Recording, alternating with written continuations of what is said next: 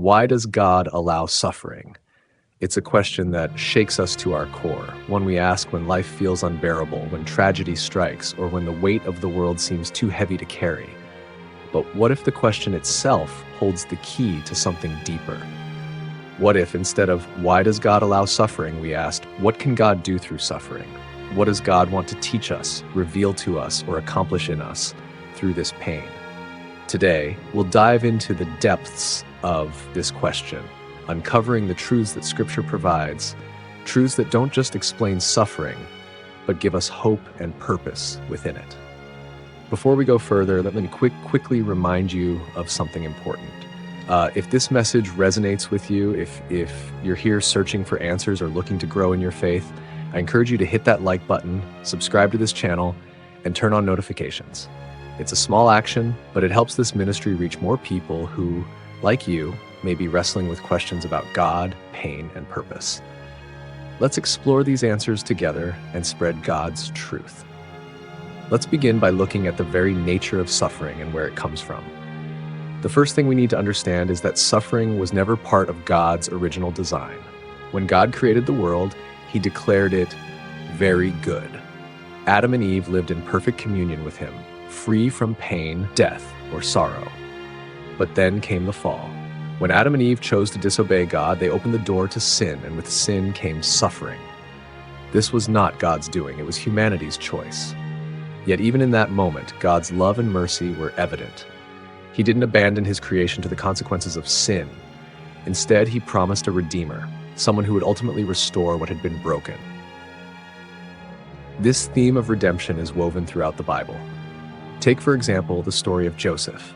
Betrayed by his brothers, sold into slavery, falsely accused, and imprisoned, Joseph's life was filled with suffering. Yet, through it all, God was working behind the scenes.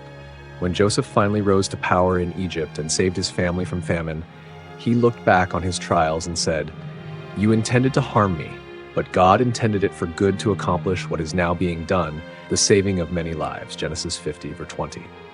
Joseph's story teaches us that suffering, while painful, can serve a greater purpose in God's plan. And then there's Job, a man described as blameless and upright, who endured unimaginable loss. In a single day, Job lost his children, his wealth, and even his health. His friends and even his wife questioned him, asking why God would allow such tragedy to strike someone so faithful. Yet, Job's story wasn't about punishment, it was about trust. Even when he didn't understand why he was suffering, Job declared, "Though he slay me, yet I hope in him." Job 13:15. By the end of his story, Job not only experienced restoration, but also gained a deeper understanding of God's sovereignty and grace.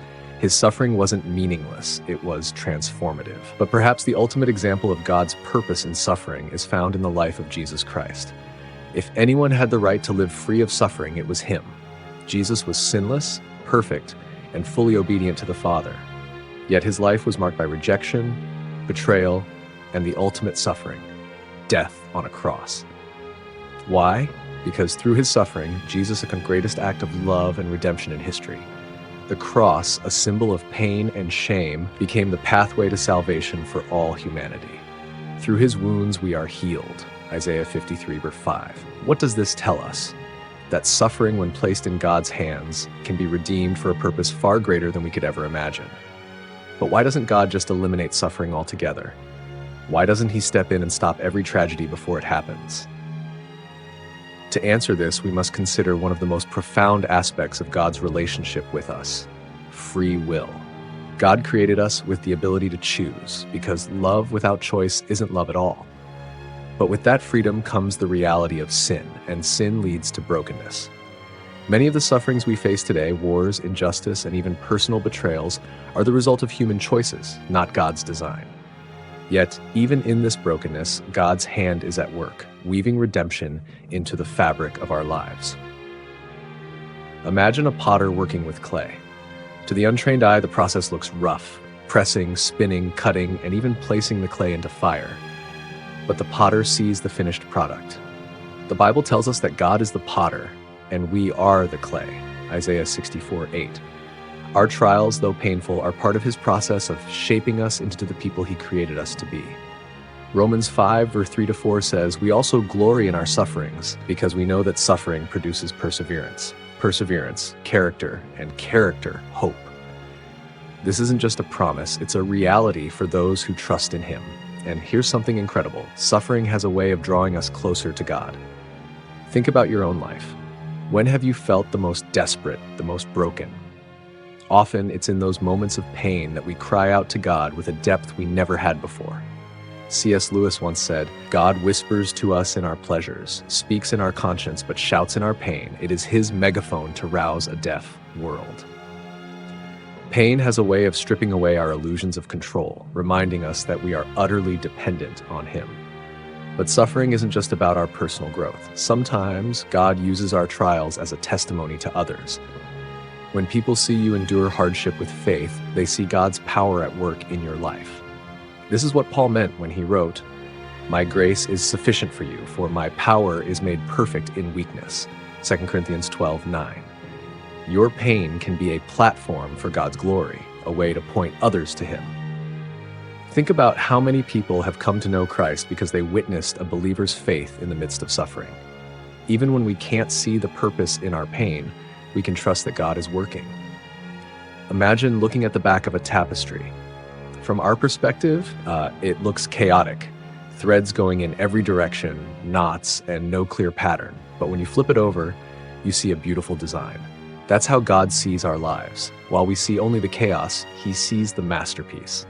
Romans 8, verse 28 reminds us, "And we know that in all things God works for the good of those who love Him, who have been called according to His purpose." And finally, there's hope. The Bible promises that suffering is temporary, but God's promises are eternal. Revelation 21, verse 4 gives us this assurance. He will wipe every tear from their eyes. There will be no more death or mourning or crying or pain, for the old order of things has passed away. One day, God will make all things new.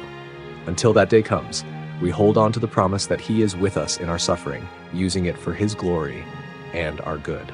So why does God allow suffering? Because He sees what we cannot. He knows that our trials, though painful, are part of His plan to shape us, draw us closer to Him, and prepare us for an eternity in His presence. Trust in Him, even when it's hard. He is with you, He loves you, and He will use your pain for a purpose far greater than you can imagine.